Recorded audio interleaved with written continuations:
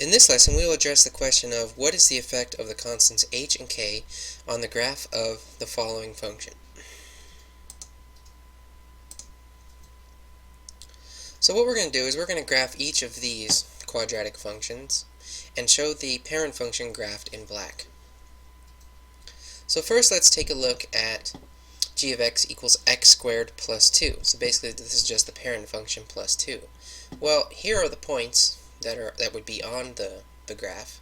In other words, these are the input-output pairs of my function. And if I graph these points, I get the following graph. Notice that this is essentially just the parent function, but shifted up 2 units. Now let's take a look at g of x equals x squared minus 2. If I put into the table some input-output pairs for g of x, I get the following. And if I graph these points, I get the following graph.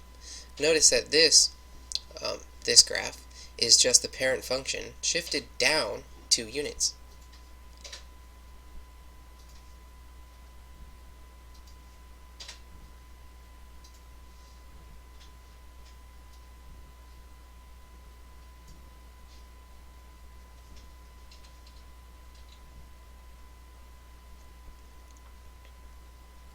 Okay, in the following example, we're going to look at the effect of actually subtracting 1 from x before squaring. So suppose we want to take a look at how the graph of this function compares to the graph of the parent function g of x equals x squared. Well, I do the same thing as I did in example 1. I make a table with the input and output pairs of the function, and I graph these points. Notice that the graph of g of x is just the graph of the parent function shifted to the right 1 unit. Let's take a look at this function g of x equals x plus 1 squared. Here are some input-output pairs for this function, and here's the graph of these points. Notice once again that the graph of this g of x is related to the graph of the parent function. Notice that the graph of this function g of x is just the graph of the parent function shifted to the left 1 unit.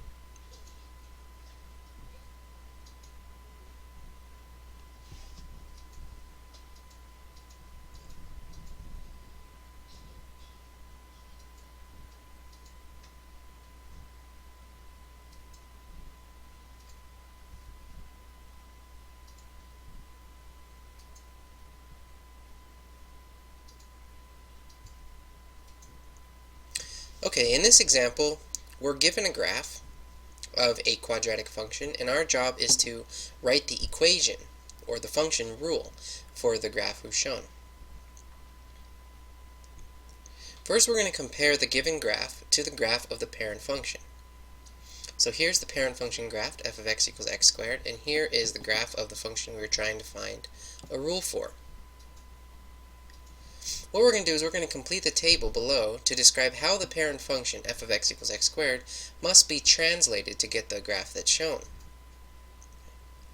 Notice that the graph of the parent function is just shifted to the right 3 units.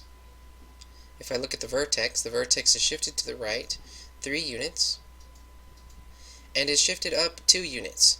So I have a horizontal translation, is what this is called. Horizontal translation just means a shift in the direction of parallel to the x-axis, and a vertical translation is just a shift of the graph parallel to the y-axis. So what we're going to do now is we're going to determine the values of h and k for the function g of x from the graph. So h is the number of units that the parent function is translated horizontally, so in this direction. For translation to the right, h is positive. For translation to the left, h is negative.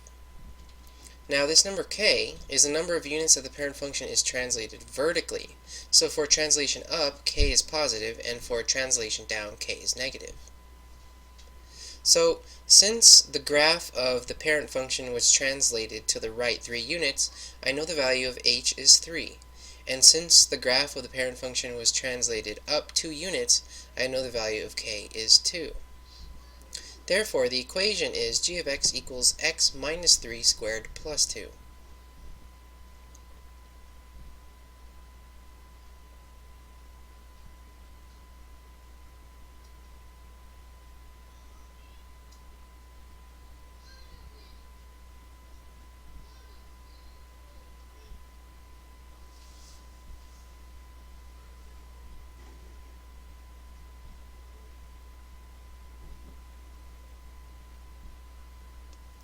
Okay, so in this lesson we attempted to describe the effect of the constants h and k on the graph of g of x equals this. In other words, how does the constants h and k sort of change or shift the graph of the parent function f of x equals x squared?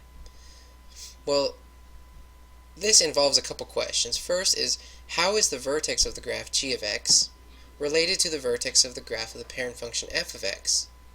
Well, the graph of f of x has a vertex always at 0, 0, while the graph of g of x always has a vertex at hk. And also, it concerns this question: how is the graph of g of x related to the graph of f of x? Well, the graph of g of x is the same as the graph of f of x, but it's translated k units vertically and h units horizontally.